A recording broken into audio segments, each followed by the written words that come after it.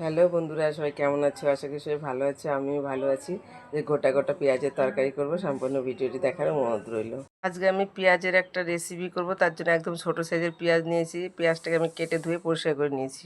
সে কড়াই বসিয়ে দিয়েছি, গরম হয়ে গেছে। এবার আমি সর্ষের তেল দিয়ে দেবো। এবার পেঁয়াজগুলো আমি ভেজে নেব। এগুলো আমার ভাজা হয়ে গেছে, এবার আমি তুলে নেব।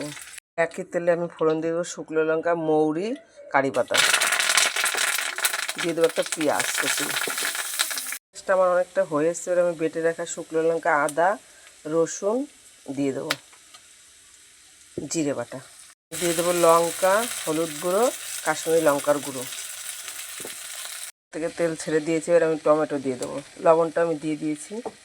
এবার আমি পরিমাণ মতো একটু জল দিয়ে দেবো, রাখা গোটা পেঁয়াজটাও দিয়ে দেবো।